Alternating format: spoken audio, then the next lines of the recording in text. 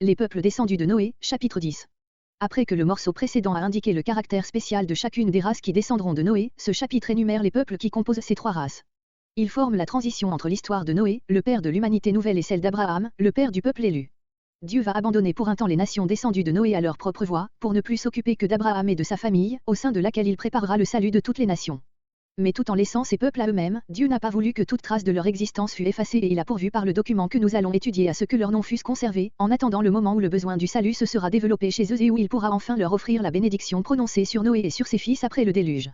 On a pensé que l'auteur de ce document, partant de l'état des choses tel qu'il existait de son temps et qu'il lui était partiellement connu, avait cherché à en donner l'explication en personnifiant les peuples et en représentant sous la forme d'une filiation individuelle les relations qu'ils soutenaient entre eux. De cette manière, notre chapitre ne serait qu'un mythe ethnographique.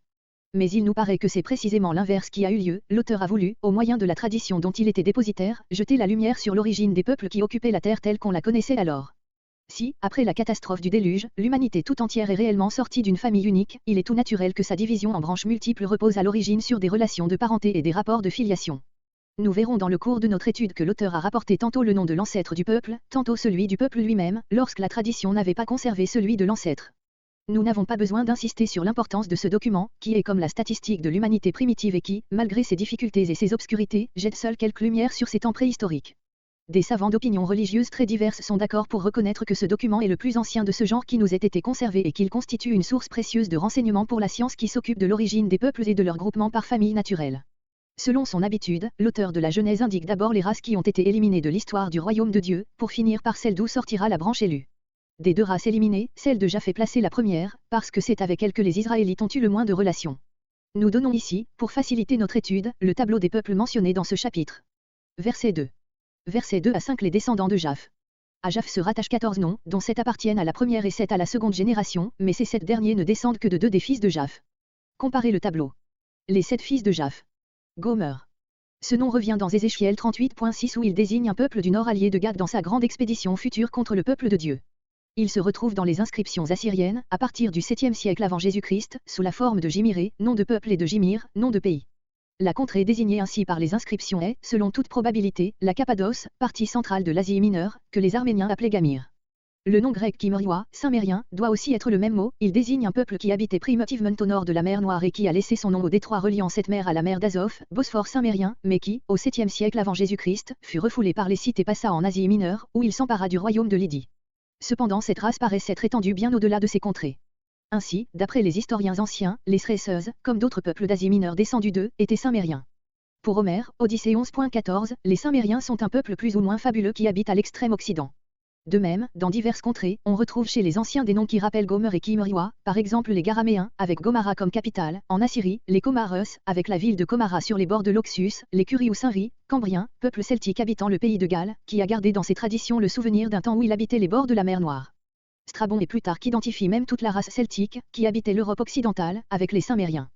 Quelques savants vont plus loin encore et pensent que la tribu germaine des Cimbres était aussi un rameau de cette race.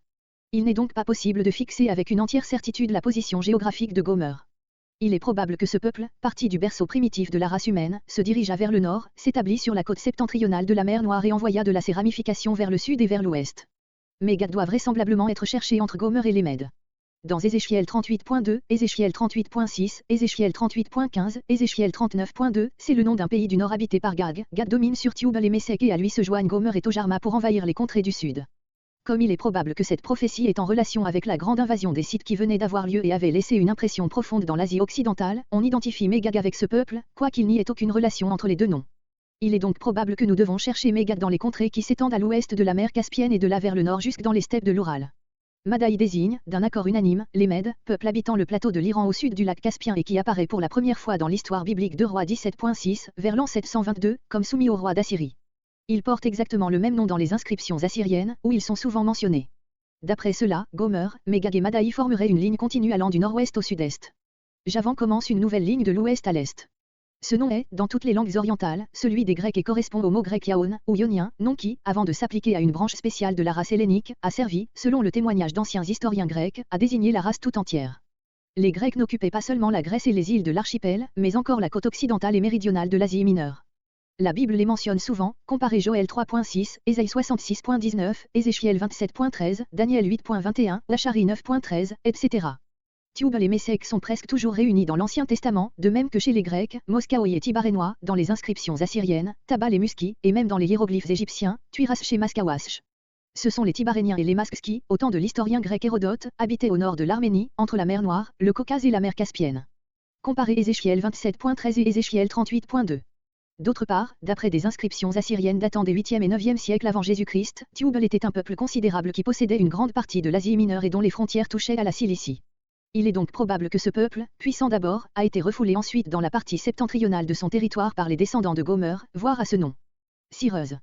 Ce nom ne se retrouvant nulle part ailleurs, nous sommes réduits à des conjectures sur le peuple qu'il désigne.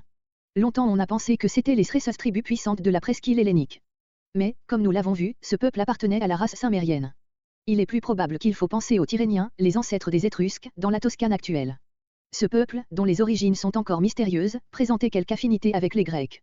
Verset 3. Les trois fils de Gomer. Askénaz. Ce nom se retrouve dans Jérémie 51.27, où il désigne une contrée voisine de la mer Noire et de l'Arménie occidentale. Le nom tout semblable d'Ascagne se retrouve plusieurs fois en Asie mineure, il sert à désigner deux lacs de Phrygie, une localité de Byini et un port, le port ascanien, sur la mer Égée. Il est même probable que la mer Noire portait primitivement le nom de mer d'Ascagne. Rappelons encore que, dans l'histoire de la guerre de Troie, Homère mentionne parmi les alliés de Priam un Ascagne conduisant les Phrygiens venus de la lointaine Ascanie et que dans l'Ennéide le fils du Troyen Enné s'appelle Ascagne. D'après toutes ces données, Askénaz doit être cherché au centre et au nord-ouest de l'Asie mineure. Chose singulière, les Juifs n'ont pas d'autre nom qu'U Askénaz pour désigner les Allemands. Plusieurs savants, s'appuyant sur ce fait, ont pensé trouver une assonance entre Askénaz, Saxons et Scandinaves. Quelques traits des traditions primitives de ces peuples seraient favorables à cette supposition. Rifa. Ce nom ne revient nulle part dans l'Ancien Testament. Joseph pense à la Paphlagonie, pays montagneux au sud de la mer Noire, où se trouvait un fleuve du nom de Réba et un canton appelé Rébentia. D'autres interprètes ont rapproché ce nom de celui des monts Ripéens, probablement les Carpates, qui formaient pour les anciens la limite septentrionale du monde connu. Comme les autres descendants de Gomer qui nous sont indiqués habitaient tous au sud de la mer Noire, il faut plutôt donner raison à Joseph. Mais il est possible qu'un rameau de ce peuple ait passé plus tard en Europe et donné son nom au mont Ripéen. Tojarma. Ce nom reparaît dans Ézéchiel 27.14 et Ézéchiel 38.6. Dans le premier de ces passages, il désigne un pays riche en chevaux et en mulets, or l'Arménie était renommée dans l'Antiquité pour ce genre de commerce, puis surtout, les Arméniens se disaient descendus d'un ancêtre nommé Torgom, nom qui se rapproche évidemment de Tojarma. On a supposé aussi que les Turcs descendaient de Tojarma, mais c'est bien peu probable. Ensuite des résultats auxquels nous sommes arrivés sur Gomer et ses descendants, nous pouvons supposer que cette branche des Japhétites, établie au nord de la mer Noire, a envoyé ses rameaux vers le sud, en Asie mineure et en Arménie. Cependant, comme Gomer reste mentionné à côté de ses descendants, il est probable que quelques-uns d'entre eux seulement sont indiqués ici. Les autres noms étaient connus des Israélites que sous leur nom générique de Gomer, Cimériens, ils sont restés établis au nord de la mer Noire, d'où leurs rameaux se sont probablement répandus vers l'ouest, pour peupler une partie de l'Europe centrale. Les descendants de Mégag et de Madaï ne sont pas indiqués, il en sera de même de ceux de Tubal, Mésèque et Cireuse. Il y a deux raisons possibles de ce silence, ou bien ces peuples habitaient aux limites du monde connu de l'auteur, d'où leurs descendants se sont répandus plus loin encore, c'est le cas de Mégag, Madaï et peut-être Cireuse, ou bien, comme Tubal et Mésèque, ils ont été entourés par d'autres peuples qui ne leur ont pas permis de s'étendre et de donner naissance à des rameaux considérables. Verset 4. Les quatre fils de Javan. Ces quatre fils sont groupés en deux pères, Élisa et Tarsi, Kittim et Dodanim. Élisa. Comme, d'après Ézéchiel 27.7, les Phéniciens tiraient des étoffes de pourpre des îles d'Élisa et comme les côtes de la Laconie et les îles voisines étaient connues dans l'Antiquité pour leur pourpre, on a appliqué le terme d'Élisa au Péloponnèse, où se trouvait la province nommée Élis. Mais il est probable qu'il ne faut pas restreindre ce nom à cette contrée et que la Sicile et l'Italie méridionale, qui portaient le nom de Grande Grèce, doivent aussi être comprises dans Élisa. Ces pays fournissaient aussi de la pourpre. Tarsi. Ce mot, souvent employé dans l'Ancien Testament, est le correspondant du grec tartesso et désigne sans doute l'Espagne. D'après Jérémie 10.9 et Ézéchiel 27.12, Tarsi fournissait en abondance de l'or, de l'argent, du fer, de l'étain et du plomb. Or, on sait que les vaisseaux phéniciens allaient chercher ces métaux en Espagne. Le nom de Tarsis est conservé dans celui d'un peuple transporté par Hannibal d'Espagne en Afrique les Tercites et dans celui de leur ville Tarséion. Comparez le nom de Tortosa en Catalogne. Plusieurs auteurs ont pensé à Tars en Cilicie, mais ce n'est pas un port de mer et cette contrée n'est pas connue par ses mines. La seconde paire des fils de Javan, Kittim et Dodanim, doit être cherchée plus près du berceau de la famille ionienne. Kittim désigne l'île de Chypre, où se trouvait la ville de Sicyon, Ésaïe 23.1, par extension, ce nom s'étendit à d'autres îles, probablement celle de l'archipel, Jérémie 11.10, Ézéchiel 27.6. Dans des temps plus récents, ce nom reçut une nouvelle extension et s'appliqua à toutes les côtes de la Méditerranée orientale. En effet, dans un Maccabée 1.1 et Genèse 8.5, Philippe et Alexandre de Macédoine sont désignés comme rois de Kittim. On a voulu étendre cette désignation plus loin encore et l'appliquer même à l'Italie, en s'appuyant sur Daniel 11.30, qui parle de vaisseaux romains comme vaisseaux de Kittim. Mais il est possible que, dans ce passage les vaisseaux romains soient considérés comme partant de Kittim, où ils s'étaient arrêtés quelque temps. Nombre 24.24 parle aussi de vaisseaux de Kittim qui viendront humilier les Assyriens et les Hébreux. Sicyon était, il est vrai, une colonie phénicienne, Ésaïe 23.4, note, mais le déchiffrement de plusieurs inscriptions anciennes trouvées dans l'île a prouvé que sa population était de race hellénique. Dodanim. On a voulu appliquer ce nom à Dodone, petite ville de la Grèce septentrionale, ou aux Dardaniens, ancien nom des Troyens. Mais Dodone n'était pas habité par un peuple spécial et les Troyens n'étaient pas de race hellénique. Aussi préférons-nous lire Rodanim, en adoptant une variante qui se trouve dans une chronique 1.7 et qu'ont déjà suivi les LXX et le texte samaritain. Les lettres D et R sont très semblables en hébreu. Sous cette forme, ce nom désigne évidemment l'île de Rhodes, peut-être avec les îles qui l'entourent immédiatement. Rhodes est l'une des premières îles de l'archipel dont l'histoire fasse mention, dans Homère, elle apparaît comme l'un des principaux États helléniques et les colonies des Rhodiens dans la Méditerranée occidentale sont parmi les premières fondées. Nous arrivons ainsi au même résultat pour Javan que pour Gomer, la race primitive s'est établie en un point central, la Grèce, d'où elle a envoyé ses rameaux dans diverses directions, les îles de l'archipel, l'Italie méridionale et l'Espagne. Verset 5. C2. De Javan et de ses fils, nom de tous les Japhétites, car les autres branches de cette race se sont plutôt établies dans des contrées continentales. Les îles des nations. Le mot hébreu que nous traduisons par île signifie proprement un pays de côte qui ne peut être atteint que par mer. Aussi l'expression les îles des nations désigne-t-elle à la fois les côtes et les îles de la Méditerranée. Dans leurs divers pays, chacun selon sa langue. La division des langues est envisagée comme coïncident avec la répartition géographique des peuples. Comparez le récit de la tour de Babel. Selon leur famille, en leur nation. Ces mots indiquent la marche qu'a suivi le développement de l'humanité, les familles en s'étendant sont devenues des nations. Selon indique la norme et en le résultat. En comparant ce verset avec les versets entre 20 et 31, on pourrait supposer que les mots, ce sont là les fils de Japh, ont été omis devant dans leurs divers pays. Mais il est possible aussi que l'auteur ait voulu parler spécialement de Javan et de ses fils comme des descendants les plus importants de Japh. Cette première partie du tableau nous montre la postérité de Japh se partageant en 4 courants, l'un, Gomer, tourne la mer Noire par le nord et se répand de là en Asie mineure et probablement dans l'Europe centrale, un autre, Javan, passe au sud de la mer Noire et s'en va occuper les pays riverains de la Méditerranée, un troisième, Mégag, se dirige directement au nord, le quatrième enfin, Madaï, se dirige vers l'est. Un coup d'œil jeté sur cette ligne non interrompue de peuples japhétiques, de la mer Caspienne à l'Espagne, montre bien l'accomplissement de la parole de Noé, que Dieu donne de l'espace à Japh, Genèse 9.27. Verset 6. Verset 6 à 20 les descendants de Tchem. À Tchem se rattachent 29 noms, dont 4 appartiennent à la première génération, 23 à la seconde et 2 à la troisième. Verset 6 les 4 fils de Tchem. Cush, en égyptien, Kash, Sis-Chousesh, dans les inscriptions assyriennes, Kazou. Chez ces deux peuples, comme chez les Hébreux, Ésaïe 18.1, note, ce nom désignait un peuple de couleur foncée habitant au sud de l'Égypte, dans la Nubie et l'Abyssinie actuelle. Cependant ce mot se trouve aussi dans les inscriptions assyriennes sous une forme un peu différente, Kashu Kasku, pour désigner la population primitive de la Bébaïlonie, comparé Genèse 2.13, note. Il est donc probable que les Kuskites ont habité d'abord les plaines de la Bébaïlonie, d'où ils se sont avancés peu à peu le long des côtes d'Arabie, pour passer enfin le détroit de Bab el-Mandeb et se fixer en Éthiopie. Leurs migrations se sont-elles arrêtées là? Nous n'avons là-dessus aucune donnée, mais il est probable que les habitants des contrées plus éloignées, dans les parties orientales et méridionales de l'Afrique, sont des rejetons de ces Kuskites. Misraïm désigne, dans tout l'Ancien Testament et chez les autres peuples sémitiques, les Égyptiens et leur pays. Dans les inscriptions assyriennes, ce nom apparaît sous la forme de Mouzour ou Mouzourou, bien souvent aussi les noms Kazou et Mouzourou se trouvent réunis dans ces inscriptions, comme en hébreu Kus chez Misraïm. Ce nom de Misraïm a la forme d'un duel et signifie selon quelques savants, les deux retranchements, selon d'autres, les deux pays. Il peut difficilement avoir désigné primitivement un individu, c'est probablement la dénomination géographique de la Haute et de la Basse Égypte réunies.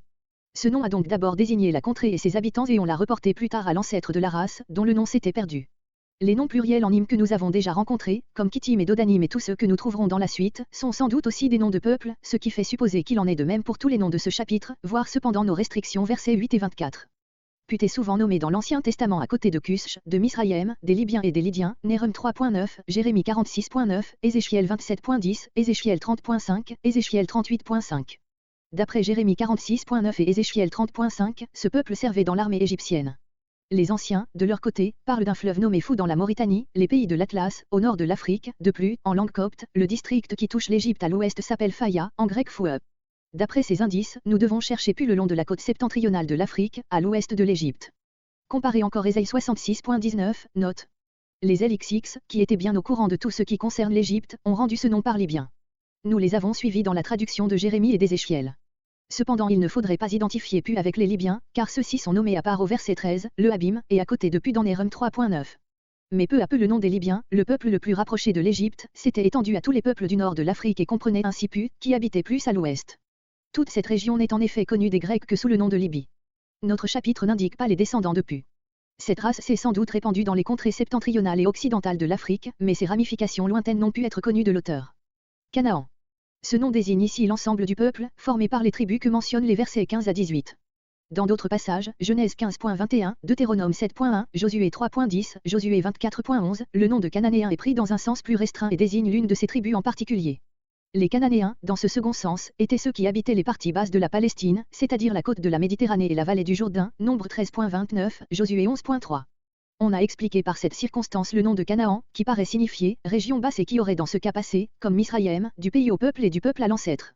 Mais il serait difficile dans cette supposition d'expliquer l'emploi que fait Noé du nom de Canaan, Genèse 9.25, à moins d'admettre que ce nom a été placé par anticipation dans la bouche du patriarche au lieu du nom réel de son petit-fils.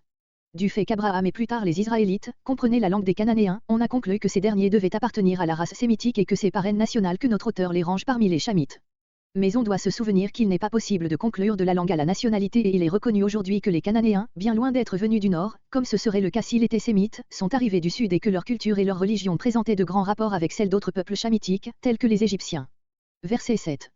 Les descendants de Cush. Ils sont au nombre de 7, dont 5 fils et 2 petits-fils. Séba. Dans Ésaïe 43.3 et Ésaïe 45.14, Séba est nommé à côté de Misraïm et de Cush. De plus, la comparaison d'Ésaïe 45.14 avec Ésaïe 18.2-7 montre que Séba et Cush devaient appartenir à la même race. Nous sommes donc conduits à placer Séba dans le voisinage de Misraïm, l'Égypte, et de Cush, l'Abyssinie. Cette conclusion s'accorde avec le rapport de Joseph, qui dit que Séba était la capitale de l'antique empire de Méroé, or Méroé était le Sénar actuel, situé entre l'Égypte et l'Abyssinie. Il est probable que ce peuple s'étendait à l'est jusqu'à la côte de la mer Rouge, car le géographe Strabon, 1er siècle après Jésus-Christ, mentionne un golfe et une ville du nom de Séba sur la côte africaine de cette mer. Avila.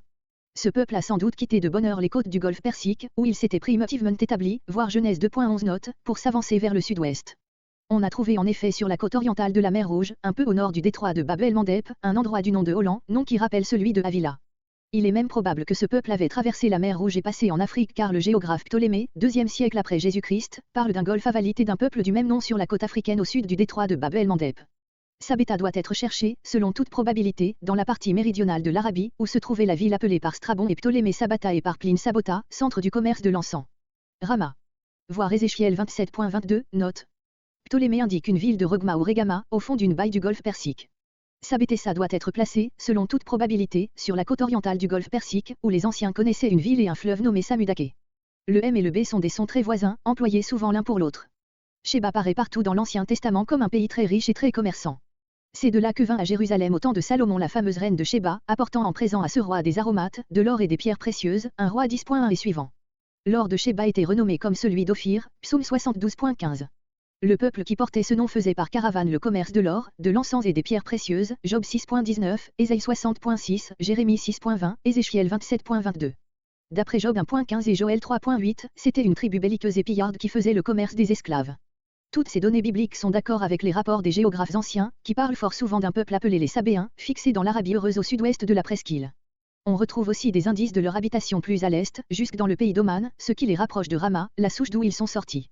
D'après les inscriptions assyriennes, ils se seraient même étendus jusque dans l'Arabie septentrionale.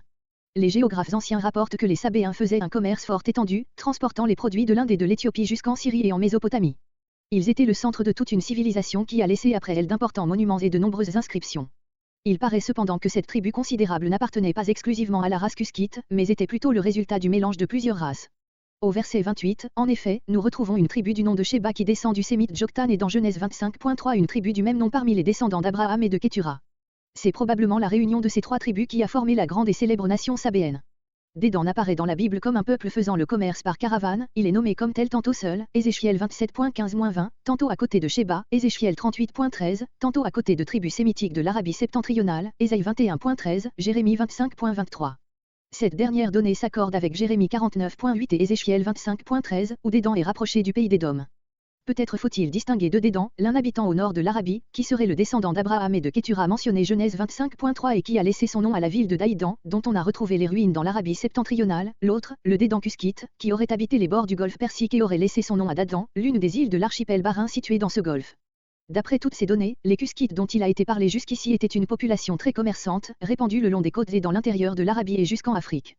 Nous allons voir une autre branche de la famille Cuskite fonder les grands empires assyriens et babyloniens. Verset 8. Versets 8 à 12 Nimrod et son empire. Ce morceau interrompt la liste des peuples pour raconter les fondations accomplies dans ces temps primitifs par un individu remarquable. C'est, selon toute probabilité, une notice tirée d'un autre document et intercalée ici par le rédacteur. Cush engendra Nimrod. Il n'est pas nécessaire de prendre ces mots au pied de la lettre, ils peuvent signifier que Nimrod était un descendant de Cusha, une génération quelconque. Comparez l'expression de fils de David pour désigner le Messie. Si Nimrod était fils de Cush au sens propre, on ne comprendrait pas pourquoi il ne serait pas nommé en son rang parmi ses frères. La place à part qu'il occupe dans ce tableau montre bien qu'il s'agit d'un individu issu d'une des tribus cuskites, qui se distingua par sa force, ses conquêtes et ses fondations et joua ainsi un rôle éminent dans cette période primitive. En hébreu, le mot Nimrod signifie « nous nous révolterons ». La légende s'est servie de ce sens défavorable de son nom pour amplifier les données si sobres du texte biblique. Joseph, par exemple, le dépeint comme un homme violent, un despote révolté contre Dieu et à l'instigation duquel les hommes commencèrent à construire la tour de Babel. Mais la forme complètement hébraïque de ce nom ne permet guère de penser qu'il soit le nom primitif de ce personnage de race cuskite. Les inscriptions babyloniennes parlent d'un héros tout semblable, grand chasseur comme Nimrod et qui, comme lui, voire verset 10, s'établit à Érec. Son nom n'a pas encore pu être déchiffré, mais on est convenu de l'appeler Zdubar, c'est le même auquel Azizatra fait le récit du déluge. Un homme puissant, en hébreu Gibor, un héros, même mot que Genèse 6.4. D'après les versets suivants, ce fut un homme extraordinaire non seulement par ses exploits à la chasse, mais surtout par ses fondations politiques. Verset 9. Puissant chasseur. Les bas-reliefs assyriens présentent constamment la chasse comme l'occupation favorite des rois assyriens et babyloniens et même de leurs dieux. Devant l'Éternel. Cette expression est une sorte de superlatif. Comparez Jonas 3.3 et Actes 7.20. Il était puissant aux yeux de l'Éternel lui-même. La fin du verset est un proverbe populaire dont l'auteur tient à indiquer l'origine. Verset 10. Le commencement de son empire. Ce passage nous fait assister à la fondation du plus ancien État connu. Il n'est pas dit que Nimrod ait construit ces villes, il est possible qu'elle ait existé avant lui et qu'il n'ait fait que les agrandir, les fortifier et les réunir en un empire unique. Babel. La ville de Babylone. Pour la fondation de cette ville et le sens de son nom, voir à Genèse 11.9. Érec, dans les inscriptions assyriennes Uruk, plus tard Warka, très ancienne ville dont les ruines témoignent d'une autre culture. Elle était située sur la rive gauche de l'Euphrate, au sud-est de Babylone. Akkadé. Ce nom n'a pas été retrouvé comme nom de ville, mais on le retrouve à chaque instant dans les inscriptions, où il désigne, selon toute probabilité, une ancienne province au nord de Babylone. Calné. Comparez Ésaïe 10.9, Amos 6.2. On n'a pas retrouvé ce nom dans les inscriptions, les anciens commentateurs juifs et les pères de l'Église croient qu'il s'applique à la ville de Ctésiphon, dont les ruines se trouvent sur la rive orientale du Tigre, à 20 lieues au nord-est de celle de Babylone. Au pays de Sinéar. Ce nom est probablement le même que celui de Sumir qui, dans les inscriptions babyloniennes, désigne la plaine fertile qui s'étend de Babylone au golfe Persique. Sumir et Akkadé désignent dans ces inscriptions l'empire babylonien dans son ensemble. Mais pour les Hébreux, le mot de Sinéar avait pris un sens plus général et désignait toute la contrée arrosée par les deux fleuves, puisque, d'après notre verset, Écadémique, au nord de Babylone, y est aussi compris. Il résulte de ce passage deux choses. La population primitive de la Babylonie était de race chamitique et non sémitique. La puissance de Babylone a précédé celle de l'Assyrie et de Ninive. On a longtemps douté de ces deux faits, mais ils ont été confirmés d'une manière éclatante par les découvertes faites récemment dans le domaine de l'assyriologie. Sur le premier point, voir Genèse 2.13, note. Quant au second point, il est maintenant historiquement prouvé que toute la culture assyrienne, écriture, art, religion, etc., est d'origine babylonienne et que la puissance politique a été entre les mains de Babylone jusqu'au moment où Ninive s'est séparée d'elle et l'a pour un temps éclipsée en force et en richesse. Verset 11. Toutes les anciennes versions et quelques commentateurs traduisent, Assur, étant sorti de ce pays-là, bâtit Ninive. Grammaticalement cette traduction peut se soutenir, mais elle crée plusieurs difficultés. D'abord les mots le commencement de son empire, verset 10, font attendre l'indication subséquente d'un accroissement, qui ne se trouverait nulle part, si le verset 11 avait Assur pour sujet, puis le pays où Allah Assur ne serait pas indiqué, enfin, d'après le verset 22, Assur était sémite et non chamite. Voici donc le vrai sens du passage, le Cuskite Nimrod, après avoir assis son empire à Babylone et dans les contrées environnantes, s'avance vers le nord et arrive dans le pays qui portait déjà le nom d'Assur et qui était habité par un peuple sémitique, il en fait la conquête et jette les fondements de la grande ville de Ninive. Ninive. Sur la situation et l'étendue de cette ville, voir Jonas 1.2, Jonas 3.3, note. Des trois agglomérations qui composaient la ville au temps des prophètes, deux seulement sont indiquées ici, Ninive, la ville proprement dite et Calak. La troisième ville, la ville septentrionale, nommée dans les inscriptions d'Ur-Sarukin, n'existait pas encore, elle n'a été construite qu'en 707 par Sargon, ce qui explique pourquoi elle n'est pas mentionnée ici. Quant aux deux premières, les inscriptions confirment leur ancienneté. Déjà au XVe siècle avant Jésus-Christ, Ninive était la résidence de monarques assyriens, qui ont éternisé leur mémoire par la construction de temples dont on retrouve aujourd'hui les ruines. La fondation de Calak est attribuée à Salmanasar l'Ancien, vers 1300 avant Jésus-Christ, mais il se peut qu'elle ait déjà existé avant lui et qu'il n'ait fait que lui donner une plus grande extension. Outre ces deux quartiers de la grande ville assyrienne, notre passage en mentionne encore deux autres qui sont passés sous silence dans les inscriptions, Rehoboth-ir et Rézène. D'après notre passage, cette dernière était située entre Ninive et Calak, or, la contrée qui s'étend entre ces deux points, est encore aujourd'hui couverte de ruines. Quant à Rehoboth-ir, c'est là un nom hébreu qui signifie les larges places de la ville, il désignait donc probablement les faubourgs, en opposition aux villes proprement dites, qui étaient entourées de murailles. C'est la grande ville. Ces mots se rapportent à tout le complexe des villes qui viennent d'être indiquées et qui furent, dès le temps de Sentchérib, 705 à 681, réunies en une seule ville sous le nom de Ninive qui avait été celui de l'une d'elles. Verset 13. Versets 13 à 14 Les descendants de Misraïm. Ici encore, comme pour Kittim et Dodanim, nous avons affaire à des noms au pluriel, qui doivent désigner des peuples plutôt que des individus. Sur la plupart de ces noms règne encore une grande obscurité. Les Ludim ne doivent pas être confondus avec le lac du verset 22 qui appartient à la race sémitique. Ils apparaissent dans l'Ancien Testament comme habiles tireurs d'arc employés dans les armées égyptiennes et tyriennes, Jérémie 46.9, Ézéchiel 27.10, Ézéchiel 30.5. Comme ils sont souvent nommés à côté de Cushé de Misraïm, ils doivent sans doute être cherchés dans les contrées à l'occident de l'Égypte. On a essayé de les identifier avec la tribu berbère des Lewata, sur les rives de la Grande Syrte, mais cette tribu n'est mentionnée qu'à partir du 6e siècle après Jésus-Christ. Les Anamim. Ce nom ne se retrouve nulle part ailleurs. On l'a rapproché du mot égyptien Anamou, qui désignait des bouviers nomades d'origine asiatique établis pendant un temps sur les rives de l'un des grands bras du Nil, embouchure de Damiette. Les Lehabim, les Libyens, le peuple qui est nommé Lubim dans Nehum 3.9, à côté de Pu. Sur la position respective de Pu et des Libyens, voir verset 6. Les Naphtushim. Ce nom, qui ne se retrouve nulle part comme nom de peuple, a été rapproché par les égyptologues du mot Napta, ceux de Ptah, c'est-à-dire les habitants de Memphis, siège principal du culte de ce dieu. Ce peuple aurait donc habité la moyenne Égypte. D'autres rapprochent ce nom de celui de Napata, ancienne capitale de l'Éthiopie. Mais, dans ce cas, les Naphtushim seraient sans doute nommés parmi les Cuskites. Verset 14. Les Patrusim, les habitants de la Haute-Égypte, appelés par les prophètes Patros, Ésaïe 11.11, Jérémie 44.15, Ézéchiel 29.14, Ézéchiel 30.14. Les Kaslushim. On ne retrouve nulle part un nom exactement semblable. Plusieurs ont pensé à la Colchide, dont la population venait d'Égypte. Mais, même en admettant cette opinion, on doit toujours chercher en Égypte la race qui a formé cette colonie.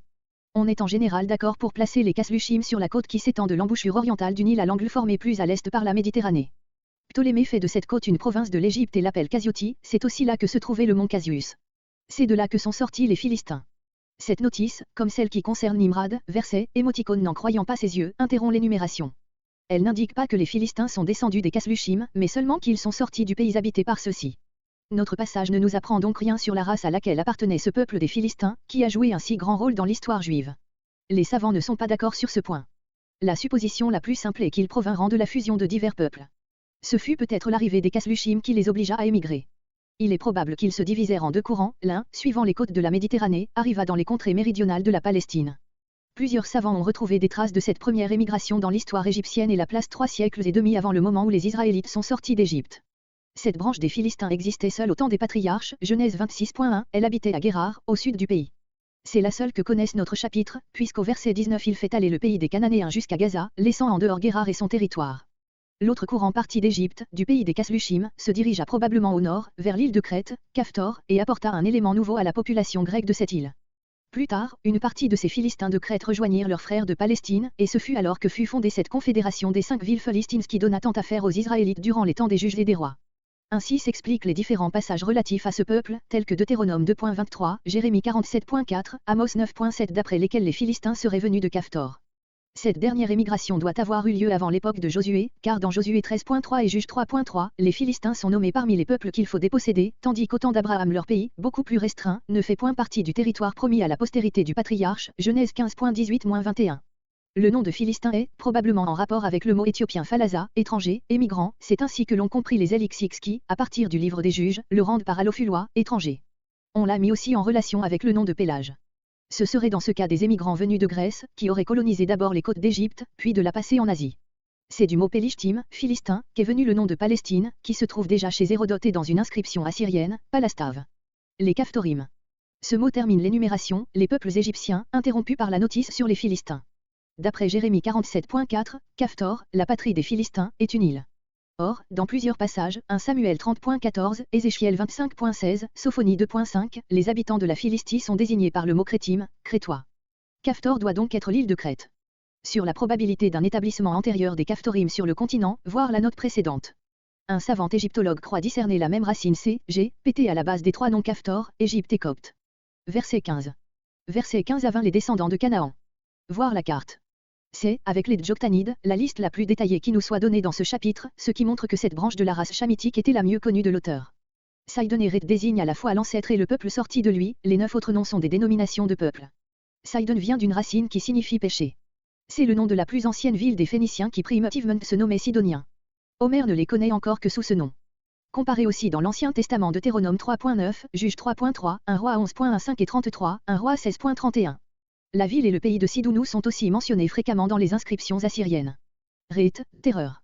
C'est le nom de la tribu cananéenne avec laquelle Abraham fut en relation à Hébron, Genèse 23.3, Genèse 25.9 etc.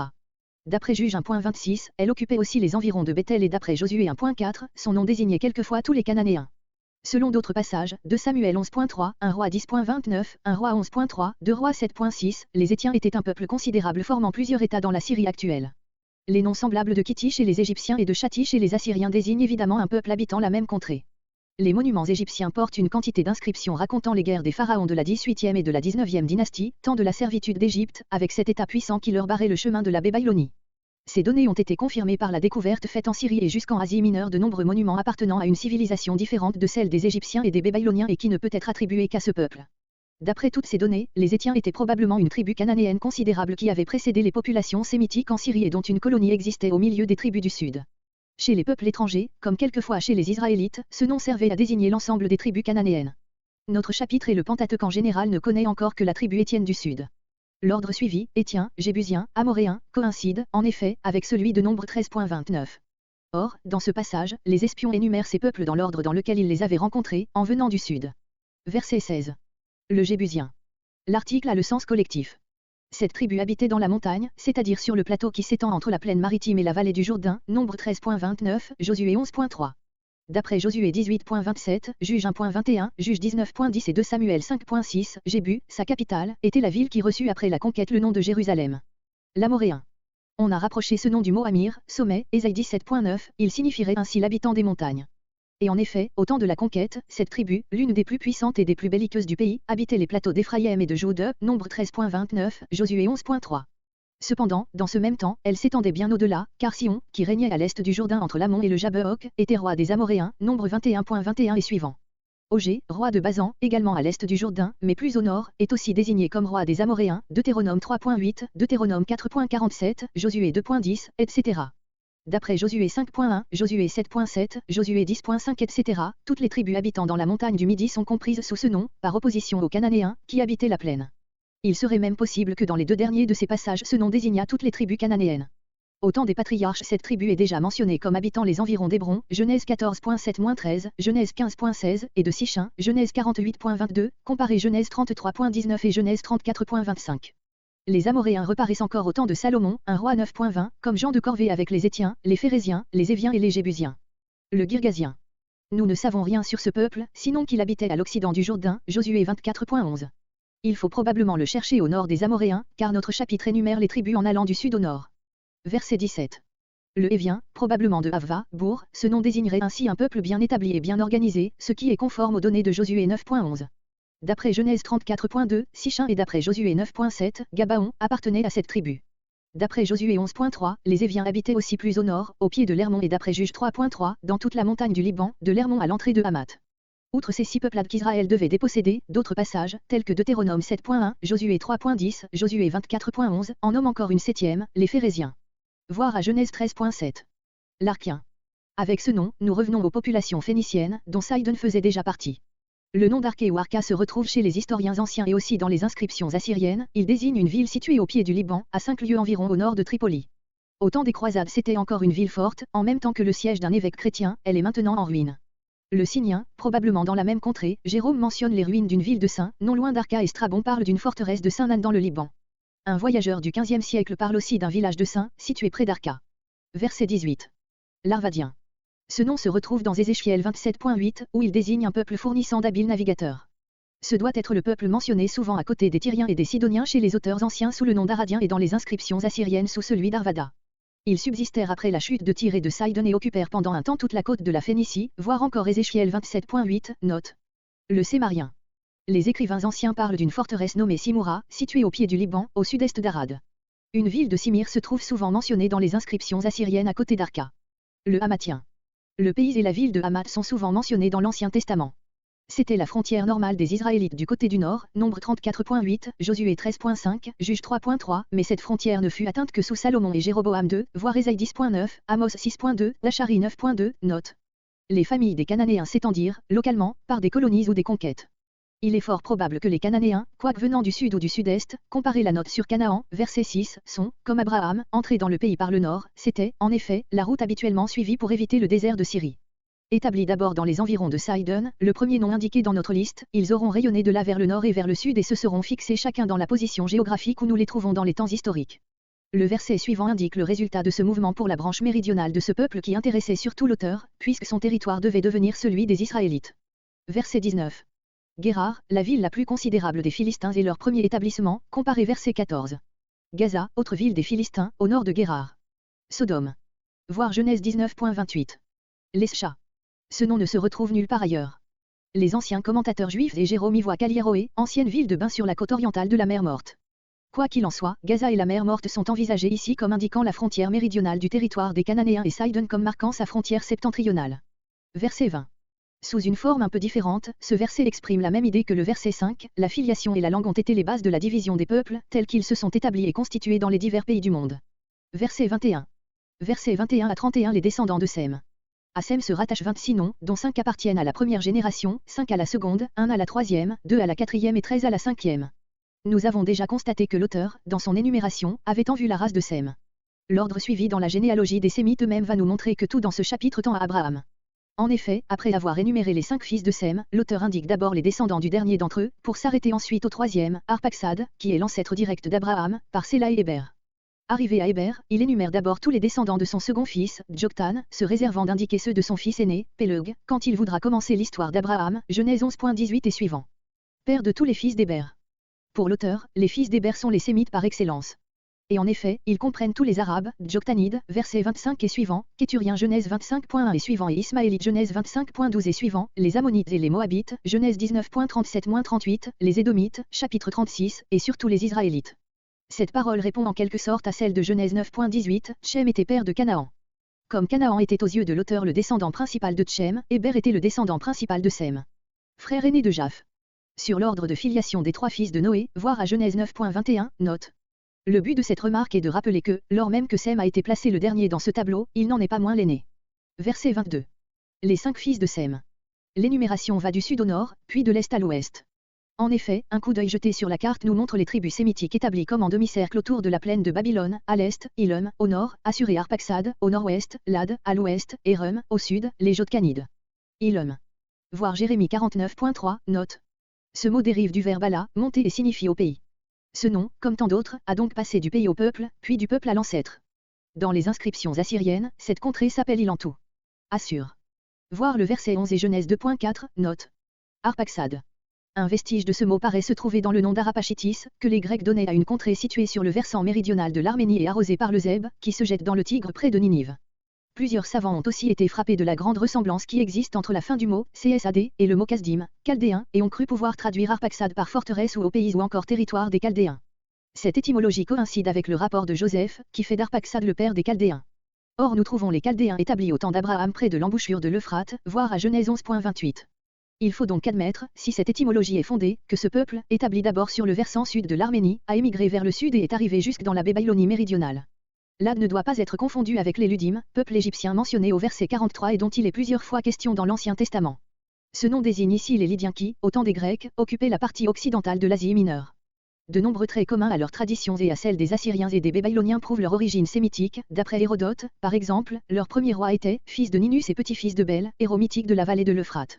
Il est probable qu'au moment de la composition de notre chapitre, les Lydiens s'étendaient à l'est jusqu'à Assur et Arphaxad, car jusqu'ici nous n'avons constaté l'existence d'aucun peuple dans la partie méridionale de l'Asie mineure. Érum signifie probablement au pays, mais ce nom perdit de bonne heure son sens étymologique et servit à désigner une race considérable qui occupait tout le territoire compris entre la Méditerranée à l'ouest, le pays de Canaan et le désert syrien au sud, le Tigre à l'est et la chaîne du Tauru au nord. L'Ancien Testament connaît plusieurs pays de ce nom, ainsi les expressions Aram Naharayim, Érum des deux fleuves, Genèse 25.10, et Padan Aram, champ ou plaine d'Aram, Genèse 25.20, Genèse 28.2, etc., servent à désigner la Mésopotamie. Ailleurs il est question d'Aram de Dama, 2 Samuel 8.6, d'Aram de Beth-Rehob et d'Aram de Tsoba, 2 Samuel 10.6, 3 royaumes syriens en relation avec les Israélites. Cependant le mot Érum est le plus souvent employé seul et désigne alors la Syrie proprement dite, ou Érum de Dama, au nord de la Palestine. La langue araméenne, très voisine de l'hébreu, était comprise aussi bien des Assyriens et des Babyloniens que des Israélites et était la langue internationale de l'Orient. Comparez Ésaïe 26.11, Esdra 4.7 et Daniel 2.4, note. L'auteur n'indique pas les descendants d'Elam, d'Assur et de Lad et se borne à ceux d'Arphaxad et d'Aram, qui ont une importance particulière dans l'histoire qui suivra. Verset 23. Les 4 fils d'Aram. Ats. Nous retrouvons ce mot comme nom de pays dans Job 1.1, Jérémie 25.20, Lamentation 4.21. D'après ce dernier passage, il doit désigner une contrée située au nord-est d'Édom. Ce même nom se trouve aussi Genèse 22.24, où il désigne le fils aîné de Nak, et Genèse 36.28, parmi les noms des descendants d'Ésaü. Ul. On ne trouve pas d'autre trace de ce nom que le mot Ulé, qui sert encore aujourd'hui à désigner le lac Mérom, formé par le Jourdain un peu au-dessous de ses sources. Guéter. Les savants ont indiqué en Syrie et en Mésopotamie plusieurs noms qui rappellent celui-là, mais aucun de ces rapprochements n'est concluant. Mas. Ce nom se rapproche de celui du mont Messios, au nord de la Mésopotamie, sur la frontière de l'Arménie. Verset 24. Versets 24 à 30. Les descendants d'Arphaxad. Les noms indiqués dans les versets entre 24 et 25 désignent évidemment des individus et non des peuples ou des pays. Il semble que l'auteur ait eu des renseignements plus précis sur les chaînons primitifs de cette race. Comparez Genèse 11.10 et suivant. Cela n'empêche pas que les noms indiques n'aient été formés que plus tard par la tradition en souvenir d'événements qui s'étaient passés du vivant, de ces hommes et dont on voulait marquer l'époque. C'est la dérive du verbe shalak, envoyer, étendre. Ce nom paraît rappeler le moment où les Chaldéens commencèrent à émigrer vers le sud. Héber, de Hébar, traverser. D'après plusieurs commentateurs, ce nom signifierait « ceux qui sont venus d'au-delà » et se seraient formés en Canaan pour désigner la famille d'Abraham, les Hébreux, venus d'au-delà de l'Euphrate. Comparez Genèse 14.13. Mais la famille d'Abraham n'est qu'une branche isolée des descendants d'Héber. Aussi voyons-nous plutôt dans ce nom un monument de l'époque où une partie des descendants d'Arphaxad passèrent le fleuve qui leur servait de frontière méridionale, c'est-à-dire le Tigre, puisqu'ils se dirigeaient vers la Babylonie. Comparez verset 22, note sur Arphaxad. Verset 25. Péleg, de Palag, partagé. Le motif de ce nom est indiqué dans les mots suivants. La terre était partagée. Cette traduction rend seul le vrai sens du temps hébreu, la traduction habituelle, fut partagée, est inexacte. Péleg ne représente donc pas le moment où la dispersion eut lieu et où chaque peuple se dirigea vers le territoire qu'il occupa plus tard, mais bien celui où la répartition des peuples dans le monde alors connu était un fait accompli. Ce qui confirme ce sens, c'est qu'après les descendants de Joktan, frère de Péleg, aucune ramification de l'humanité n'est plus indiquée. Joktan est le même personnage que Catan, qui, dans les généalogies arabes, désigne l'ancêtre des Arabes proprement dit, par opposition aux habitants primitifs du pays, qui étaient probablement Cuskites, comparé verset 7, et aux Ismaélites du Nord. Le fait que les Djoktanides, en arrivant en Arabie, y trouvèrent des Cuskites déjà établis, prouve évidemment que la dispersion des peuples racontée au chapitre 9, Tour de Babel, avait précédé de beaucoup l'époque de Péleg et de Joktan. Le nom de Catan désigne encore aujourd'hui une contrée de la partie septentrionale du Yémen. Verset 26. Versets 26 à 30. Les Djoktanides. Al-Modad. Ce nom est composé de Al, l'article arabe, et de Modad, qui se retrouve comme nom d'homme sous la forme de Mawaddad dans les inscriptions sabéennes et comme nom de ville, Madudi, dans l'Adramo, Arabie méridionale. D'autres interprètes, changeant le premier D en R, comparé Dodanim et Rodanim, verset 4, lisent Al-Morad, nom d'une tribu des montagnes du Yémen. Sélef, même nom que Salif ou Sulaf, qui désigne une tribu du Yémen, au sud-ouest de Sanaa, pour la position de Sanaa, voire plus loin la note sur Uzal. Ptolémée parle d'une tribu appelée les Salapènes, qui habitaient dans l'intérieur de l'Arabie. Ad-Sarmaret, portique de la mort.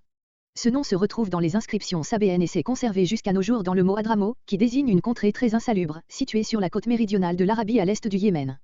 Strabon parle des Hatramotites comme d'une des 4 tribus principales de l'Arabie méridionale. Leur capitale était Sabata, ville cuskite, centre du commerce de l'encens.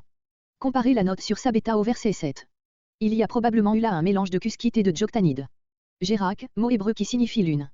Le culte de la lune était très répandu chez les Arabes, de sorte que ce nom se retrouve souvent comme désignation géographique dans l'Arabie méridionale, côte de la lune, montagne de la lune, fils de la nouvelle lune, etc. Verset 27. Adoram. On n'a donné de ce nom aucune explication satisfaisante. Plusieurs y voient les Adramites dont parle Ptolémée, mais cette tribu rentre plutôt dans Ad-Sarmavet. Uzal était, d'après les traditions arabes, le nom primitif de Sanaa, la capitale du Yémen. Au VIe siècle après Jésus-Christ, un écrivain syriaque nomme encore les Ozaliens parmi les tribus du Yémen. Dikla est inconnu. D'après l'étymologie, ce nom doit indiquer un pays riche en palmiers. Verset 28. Obal et Abimaël sont aussi complètement inconnus. Sheba, voir verset 7, note. Verset 29. Ophir. Mentionné comme il l'est parmi les Djoktanides, dont les limites sont indiquées au verset 30, ce pays ne peut être cherché qu'en Arabie. Il est vrai que d'autres données paraissent contredire cette manière de voir. D'après un roi à 9.28 et un roi à 10.11-22, les flottes de Salomon, réunies à celles d'Hiram, roi de Tyr, entreprenaient des voyages de 3 ans, pour aller chercher à Ophir de l'or, de l'argent, des pierres précieuses, de l'ivoire, du bois de santal, des singes et des paons. Un voyage aussi long n'étant pas nécessaire pour atteindre l'Arabie et les produits indiqués ne s'y trouvant pas tout, on a cherché Ophir dans des contrées plus éloignées, quelques savants ont même pensé aux îles de la Sonde ou au Pérou. Les 2 seuls pays en faveur desquels on ait donné des raisons valables sont l'Inde et la côte de Sofala en Afrique. En faveur de l'Inde, on allègue que les objets rapportés par les flottes de Salomon proviennent en grande partie de ce pays, que leur nom s'explique presque tout par le sanskrit et qu'enfin le nom de Supara, mentionné par Ptolémée sur la côte de Malabar et celui de Sophir, qui servait à désigner l'Inde chez les anciens Égyptiens, sont en rapport étroit avec le nom d'Ophir. Pour la côte de Sofala, on ne peut guère invoquer que l'analogie assez éloignée du nom de cette contrée avec celui d'Ophir et le rapport d'un voyageur portugais, mentionnant dans ce pays une montagne d'Afura qui contenait des filons d'or. De plus, quelques-uns des produits cherchés au pays d'Ophir, l'ivoire et les singes en particulier, pouvaient certainement venir d'Afrique. Mais le nom de Sofala est plutôt en rapport avec le mot Shefela, plaine maritime, et les autres indices sont peu décisifs. Quant à l'Inde, ni la ressemblance des noms, ni les raisons tirées des produits du pays et de leurs noms, ne peuvent contrebalancer le sens clair de notre verset 30. Comme il y avait des relations très actives entre l'Inde et l'Arabie, les produits de la première pouvaient arriver par mer dans les ports de la seconde et Ophir était sans doute l'un de ces ports servant d'entrepôt pour ce commerce. On comprend donc aisément que les produits de l'Inde fussent cherchés à Ophir. Quant aux 3 ans de traversée, on sait que la navigation était très lente chez les anciens. Au temps de Jérôme, 5e siècle après Jésus-Christ, un navire employait encore 6 mois pour faire le trajet de l'isthme de Suez au détroit de Bab el-Mandeb. À supposer donc qu'un navire fût parti en juillet du port de Zion-Guéber, au fond de la mer Rouge, c'était le moment le plus favorable pour s'embarquer sur cette mer, poussé par la mousson du nord-ouest, il arrivait à Ophir vers la fin de l'année. Là, il attendait les navires indiens, qui ne pouvaient arriver que vers la fin de juin, poussés par la mousson du sud-est, de janvier à juin. Aussitôt, la mousson du nord-ouest recommençait à souffler, jusqu'en décembre, de sorte que ce n'est qu'en janvier de la 3e année qu'on pouvait se remettre en route, pour rentrer chez soi plus de 6 mois après. Rien ne nous oblige donc à chercher Ophir en dehors de l'Arabie. Mais comme aucun nom analogue ne nous a été conservé, nous ne pouvons fixer exactement sa position. Avila. Voir versets 7 et Genèse 2.11. Jobab est tout à fait inconnu. Verset 30. La montagne d'Orient. Ces mots désignent vraisemblablement le plateau qui occupe le sud-est de l'Arabie. Mésa est probablement la même localité que Mésénée, située au nord du golfe Persique. Séphar, ancienne ville des Sabéens, à l'angle sud-ouest de l'Arabie. Ainsi, les Djoktanides occupaient toute la portion de l'Arabie située au sud-est d'une ligne allant de l'extrémité septentrionale du golfe Persique au détroit de Bab el-Mandeb. D'autres interprètes, M. Ségonde, par exemple, traduisent « Ils habitèrent depuis Mésa du côté de Séphar jusqu'à la montagne de l'Orient ». Dans ce sens, il faut identifier Mésa avec une localité du nom de Moussa, située sur le détroit de Bab el-Mandeb et Séphar avec Safar, ancien port de mer sur la côte méridionale de l'Arabie. La montagne de l'Orient serait une montagne située au-delà de cette ville et connue des anciens sous le nom de montagne de l'encens. Mais de cette manière, les Djoktanides n'auraient occupé qu'une ligne de côte au sud de l'Arabie, or nous avons trouvé des traces de plusieurs de leurs tribus dans l'intérieur, de sorte que notre traduction nous semble préférable. Conclusion. Résumons brièvement les résultats auxquels nous a conduit l'étude de ce chapitre. Le domaine de Jaf comprend, de l'est à l'ouest, la Perse septentrionale, Madaï, l'Arménie, l'Asie mineure, la Grèce, l'Italie, l'Espagne, puis probablement tout le nord de l'Asie et de l'Europe. Le domaine de Tchem comprend la Babylonie, l'Arabie, en partie, la Palestine, l'Égypte, l'Abyssinie, la Libye et probablement tout le reste du continent africain. Dans le domaine de Sem rentre la Perse méridionale, Ilum, la Syrie et l'Arabie, en partie. Par leur position centrale, les Sémites semblent destinés à devenir un jour le lien entre les deux autres branches de l'humanité, comme le fait entendre la prophétie de Noé, Genèse 9.25-27. Il nous reste à traiter quelques questions relatives à ce chapitre dans son ensemble. 1. Le nombre 70. En comptant les noms de tous les descendants des fils de Noé mentionnés dans ce chapitre, on arrive au nombre 71, qui se réduit à 70, si l'on retranche Nimrod, dont l'histoire ne rentre évidemment pas dans le cadre primitif de ce morceau et ne se rapporte point à l'origine d'un peuple particulier. Les rabbins juifs, comme nous le voyons dans le Talmud, avaient tiré de là l'idée que l'humanité se composait de 70 nations parlant 70 langues diverses et protégées par 70 anges. Plusieurs commentateurs modernes, d'autre part, s'appuyant sur le caractère symbolique du nombre 70, ont prêté à l'auteur l'intention arrêtée d'arriver à ce nombre et mis en doute, par cette raison, la valeur historique de ce morceau. Mais nulle part l'auteur ne fait remarquer que les noms indiqués forment cette somme. Et d'ailleurs, s'il y a 70 noms, il est arbitraire de compter 70 peuples. En effet, les 4 noms des descendants d'Arphaxad mentionnés dans les versets entre 24 et 25 représentent des chaînons d'une même famille et non des familles différentes. De plus, Sheba et Avila, mentionnés à la fois parmi les Chamites et parmi les Sémites, forment en réalité chacun un seul peuple, tandis que, dans la liste de Genèse 10 ils comptent chacun pour 2. Enfin, il est évident que dans les énumérations détaillées, telles que celles des Cananéens, des Égyptiens et des Djoktanides, nous avons affaire non à des peuples entiers, mais à des fractions de peuples. Il n'est pas possible, en effet, de mettre une de ces petites tribus sur la même ligne qu'Uassur ou Ilum. Nous voyons, d'après cela, que l'auteur n'a pas pu songer à donner au nombre 70 une valeur symbolique, ce sont les rabbins qui lui ont prêté cette intention. 2 principes de classification. Nous avons admis plus haut que ce chapitre présente l'arbre généalogique réel des peuples descendus de Noé. Mais plusieurs commentateurs ont pensé que l'auteur avait obéi dans cette énumération à un tout autre principe que celui de la filiation. Selon les uns, il classerait les peuples d'après le type physique, en particulier d'après la couleur de la peau. Mais il serait fort difficile de constater une différence de couleur entre sémites et japhétites, de même qu'entre sémites et chamites en Arabie, où les deux races sont mélangées. De plus, il est établi par l'histoire et par les monuments que, si une partie des chamites était de couleur foncée, d'autres, tels que les Phéniciens, avaient le teint blanc. D'autres commentateurs pensent que les peuples sont classés d'après les affinités de langage. Sans doute, dans les temps qui suivirent la dispersion, les peuples se groupèrent selon leurs langues et l'auteur l'indique lui-même dans les versets 5, entre 20 et 31, dans leurs divers pays, chacun selon sa langue. Mais cet état ne fut pas assez stable pour fournir à l'auteur son principe de classification. Il est reconnu, en effet, que, parmi les caractères distinctifs d'un peuple, la langue est l'un des plus fugitifs. Combien, en effet, ne voit-on pas de peuples adopter la langue de leurs conquérants, ou plus souvent encore celle des pays qui l'envahissent? Pour nous en tenir aux peuples mentionnés dans ce chapitre, il est reconnu aujourd'hui que les Cananéens et les Phéniciens parlaient une langue sémitique, tout en étant d'origine chamitique. On pourrait supposer aussi, avec plusieurs interprètes, que l'auteur s'est placé au point de vue géographique.